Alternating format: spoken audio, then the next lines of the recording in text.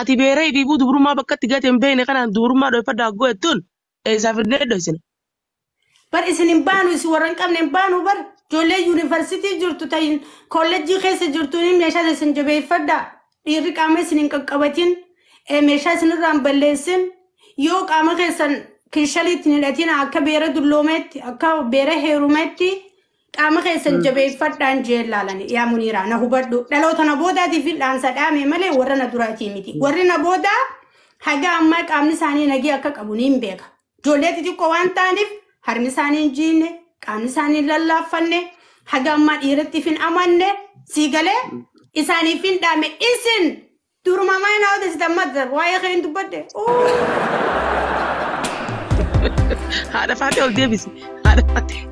Miyaa ol deebiste miyaa bitoota qabdi namoota ol deebiste isii duuba. Miyaa tutteema duruma qabdi jeenumaan dubbaddaa maqaa kayaame. Qabgote lakki anjoolee na boodaatiif hin dhaame haga ammaa dhagee Muniiraa. Muniiraa yooniin durummaa kan sin jabeeffadhaa dubra keenyaan jeefi. Sirraa nu gorsaa turte bar sirraa nu gorsaa turte bar durba akka Muniiraa sanitti durbummaa teessan jettee ilaali akka waan ati durbummaa hin qabne kanatti. Hayya itti fufti nasara itti dhiisisiidha. Inni jecha kana je'ee uummata kiyya gorfadheef Muniiraa gurbaa tokko biyya nuti jiru kana jira intala nama baratee nama osoo hin fuudhin turee yaadni isaa guutuun bakka geenyaaniif intala biyyarraa fuudhuu murteesse. Intaltiin fuudhu intala dubrummaa qabdu tan warra guddaa tan warra si haadha abbaa beeku akka fuudhuu murteessee dhaggeeffadhu qaadhimatee jaalatee waa hunda fixee fi biyya kana fidate akka fiizaa siyaaraatti jarmanirraa astaanii biyya nama fuudhanii fidachuu hin danda'an rabbi rammata haa godhuuf akka fakkeenyaaf jaartiin taajuu shurrubbee itti dhufte sanitti biyya kana fidate yeroo fide intala gaafa fuudhuu jechuudha waan inni waggaa meeqa lafa taa'ee karooraan fuudheef sanii irraa dhabe dhaggeeffadhu Muniiraa keenya makiinaan irra baatu qottoon dhoytu bishaan keessa bahu waan irraa fuudhe dhabe intaltinis yeroo gaafate akka nama qulfii manaa darbee bakka itti buute wallaalte wanni siin qabdu siigalee dhaggeeffadhu qoosaan jiru ani yaa Oromoo hin koflina aboo aniniin aaraa bar amma intala tana maal murteessee gurbaan hin tuuyne miira keessan galle hin lolle ani jedhe dubrummaasii intala warra guddaa intala dhaabbaa beekan ta dubrummaa qabdu taniin jireenya kiyya gaarii wajji dabarsu jeen filadhe birrii meeqatti baasee fidadhe waan hin barbaade irraa dhabe ni sin aaru ni sin loluun bakka isin irraa dhuftetti hin deebisaa jeeti baasii irraa baasee dhaqlalee biyya irraa dhufte deebisee yaa bareeddu qoosaa miti wanni kun Oromoo koo hin koflina dhugaa rabbii hin koflina an dhugaan isin himu jira dhagee Muniiraayyee intala bareedduu buskuta siigalee akkasitti lafeef de gurraa dhabe mucaan afaanuma qabatee gurbaan asii hun dhabne dhalaa dubrummaan qabne tan gurguddoo tan fuula bareeddu yookaan ati xiqqoo dubrummaan qabne asii hun dhabne baasii baasee biyya saniitti fidadhee asitti laga keessa deemuu hin danda'u jechuudhaaf warratti galche kabajaan dhagee Muniira. Maaliif galchite jennee gaafannaani akkana jee gurbaan yaa sabaa jaaladheetiin niyyadhee fidadhe intala tana kaniin ani akkana jee filee fuudhe lama yoo namma waaniin irraa eegale sana irraa dhabe itti lafee fidee haa anumaa teessuu je'ee wajjiniin jiraadhe sammuun kiyyan tasgabbaa'u jedhe umrii tiyyan amanuu because intalan heerumin taqaamni isii bakka itti bade hin beeyne ani miizaaneen jiru lakkaaween jiru lakkoofsamee qaalaaleen beeku maal sammuun kiyya yaaddii andalagaan qaba imaltuun qaba mana kanan taa'u sammuun kiyya maal yaaddii laal Muniiraa qoosaan jiru wallahi laazim nagaya warra isaanii galchee tanuma sammuun tiyya beeytu tanuma dubrummaarraan abdanne dhaluma noormaala fuudheen jiruu kiyya hojii jiraadha jeetiin deebisee because boqonnaa sammuu kiyyaa fi onnee kiyyaatiif godhuudhaaf jedhe Samiira. Muniiraa siigalee laal masnaatiya okay obsigaa maaliifin kana jee dhiirti teenya hedduun akkanatti warra shawwadaman hedduu jira tan dubrummaa niyyattee fuutee hoggu fuutee umarraa dhabdeetuma qaanfattee ustee akkanuma wajji jiraattu dhaggeeffadhu Muniiraatiyya. Dhalaan dhiirti guyyaa hunda tumtu dhalaa akkamisii himuu Muniira. Dhaggeeffadhu dhalaa dhiirti karoora irra kaayyattee fuute tan hoggu fuutee mana fidde waan silaa abdatte irraa dhabde hiraariif bisootiidhaaf akkasit dhalaan cafaqan dhalaa akkasiiti. Dhalaa kabajaa guutuudhaan dhiirti fuutee qaamasii guutuu kabajaan tana dhalaarraa eeggamtu irratti agarte dhiirti harkaan dha'uu miti ija guutuudhaan laaluu ijarraa qaqqabattee laalti yaa Muniiraa dhaggeeffadhu wahicciti uummata keenyaan galiin. Abaluuni tuma abaluuni garafa warri jaan gurbaan tokkoon tala yeroo fuudhu karoora wayirra karoorfatee fuudhee hogguu fuudhee gurraa dhabe wuli gaafa akkasitti qacafaqu if jibbitee haa deemtu jechuudhaaf.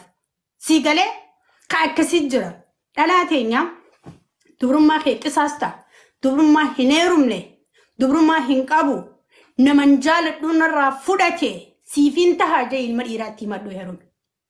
Taataa fi eejeessi fudhata. Hisin fadhu sinjaa sidiisa nasiba biraan laalatta. Warri dubrummaa kasaare kana pooyintiin. Warri ganaa qaamni keessan guutuun jiru dhaggeeffadha. Harma keessan nama dhiiran qaqqabachiisinaa takka. Qaama keessan dhiiran hammachiisinaa lama. Hidhii keessan dhiiran dhungochiisinaa sadii dhaggeeffadha yaa Oromoo. Shamarran Oromoo warra xixiqqaa waan ani isin jedhamu wallaahi obbolummaaf kabajaa respectuma akka isan akka eeggataniif isin himu jira.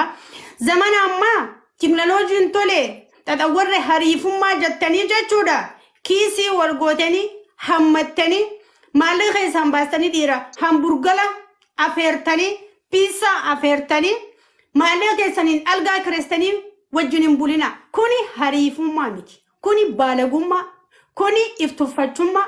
Kuni jiruun ifajjeessu kabajaa warra fiitii dhabu. Kabajaa mataa fiitii dhabu jireenya kankee kaboodatti jiraattu hanga lubbuun jiraattu tasfaa akka ati hin godhanne if godhuudha. Arraba raabbilisa ta'a. Fakkeenya yoon isinii kaase carraa biyyarraa biyyaalaa dhufu harkattee durummaa siraa dhabee ilmi dhiiraa tokko biyyaalarraa biyya si deebise atiin kun kotorbaandii hin taane. Dhaggeeffadhu qaaxaroo hidhanii magaala erganii yoo bitii dhabde deebisan hin taane mii eessa if keessa. Mee akkamitti umrii kee gammadda akkamitti jireenya kan kee guutuu gammaddee jiraatta laa bakka kana fokus godhi intala shamara ani akka Nasraa Oromoo Gursumitti wanni kun natti dhagayameen akka intala namaa takkatti akka intala Oromoo akka intala Muslimaa takkatti akka shamaraa takkatti obboleeyyan kiyya warra xixiqqaa ganaa dhiirti shawwaduu teessuuf gorsa kana himi mudannoo kana adda baasii himi. Asirratti Nasraati carraan kan asirratti waa lamaan dubbachuu barbaadu. Siifin irraa bu'aa jireenya keerraa abdii fi kutachiisinii ijoolleen amma barnoota irra jirtu barnoota kee fokus godhi ilma dhiiraa jaaladhu waliif barreessi barreeffama barreessitullee barreeffama safuu cabse dhiiraan barreessin viidiyoo dhiiraan ergin viidiyoo dhiiraa yoo dawwalte. Cicha appooni qabu rifeensa keetii banaa dhiiraan dawwalin. Qamisa harka guutuu uffadhu mataa keetii masara qabu dawwali. Maaliifin kana sinjee telefoonaan mudhii ol iskiriipshaassi godhanii mudhii gad waan biraa sirra kaa'in viidiyoo deemtu fuula keessi godhan. Ani wallahi waa hedduun isinii ma shamarran waan hedduu irraa ifeega yeroo barreessitan jechoota jaalalaa fayyadama jechoota safuurraa behe dhiiraaf hin barreessina. Sagalee yeroo dhiiraaf waraabdan WhatsApp yookaan Messenger yookaan Telegram yookaan waan garagaraatti yeroo sagalee waraabdan if dhaggeeffachaa sagalee waraaba. Yoo jaalattee lubbuun sirraa ba'u jiraatte miira jaalalaa keessa seentee jechoota madaalamaa hin taane hin fayyadamin osoo jaalattuu if qabii carraa kee bareeffadhuun tala shamara ani obboleen kiyya irraa bu'eetiin jira. Waan jechuu barbaadu dhalaa alatti dubrummaa dhabdu tana kan dubrummaa irraa fudhatu dhiira teenya nama biraa osoo hin ta'in takkaa qubaan osoo hin taane isii tana dubrummaa dhalattee dubrumatti dhalan haadhaa fi abbaan isii garuu kan dubrummaa irraa balleessu dhiiruma akkasitti alatti uranii booda akhira hoggaa fuudhuu ka'e fayyaa barbaadaa jechuudha cufaa barbaadaa jechuudha hogguu fi fuudhuu ka'e cufaa barbaada ta'inni ure san eenyuu fuudhaaf ta'inni ure ala dhiise san eenyuu fuudha obboleettii isa akkuma inni asii obboleettii dhalaa namaa obboleettii namaa asii uretti tasaatillee obboleettii isaatillee achi uru jiran tana beekuu qaba dhiirtii Oromoodhaa qabdu tabeeraa fuudhuu qabda yoo akkas taates tanuma beeraa isa fuudhuu qabda eega fuutee hoo maaliif deebifta akkuma ati tanamaa urtee lafa keessatti namni fuudhee lafa sii kaa'e dhageeffadhu akkuma tanamaa ati bantee lafa keessatti namni banee lafa sii kaa'e sigalti ifi tanamaa bantee lafa guurtee fayyaa barbaadda booda ayiliin akkanaatu akka hin jirre sammuu ta'e keessatti qabadda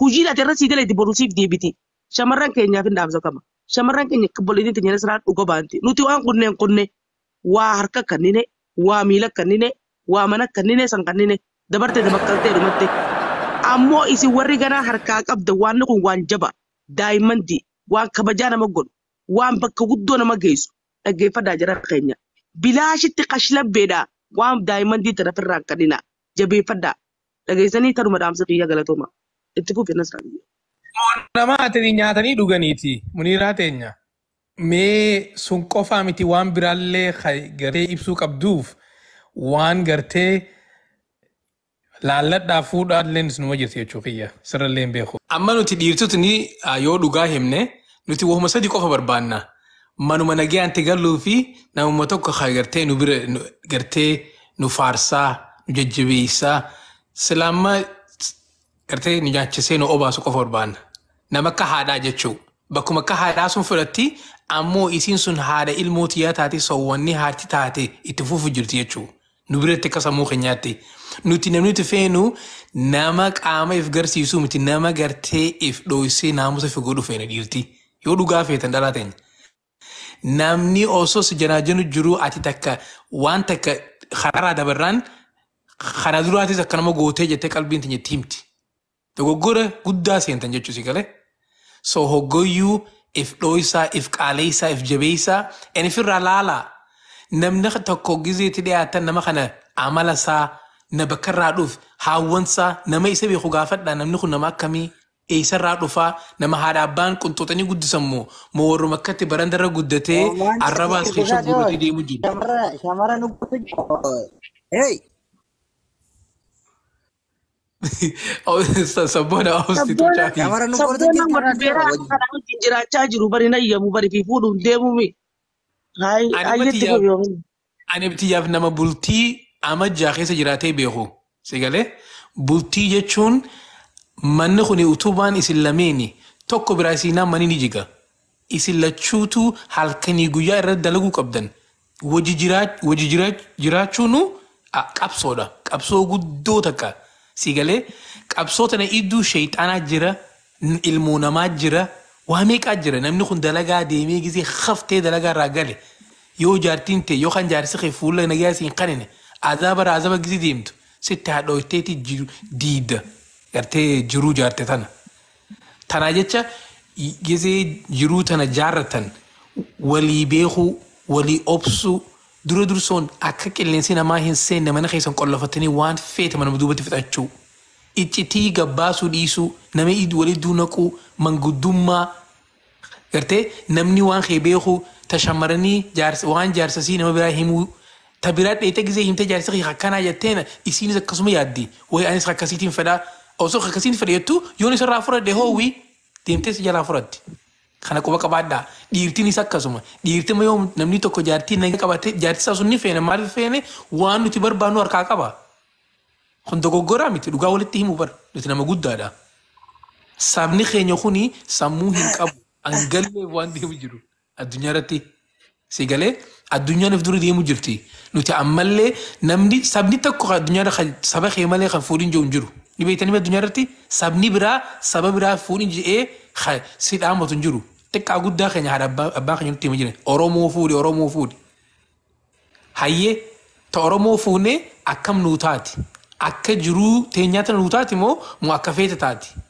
Isin lachuu ilmoo namaati. Uummanni Oromoo Oomaani uummata Oromoo gorsa hedduu fi daawaa hedduun fedhu uummanni mani gaaraa dhaabame fudhanne.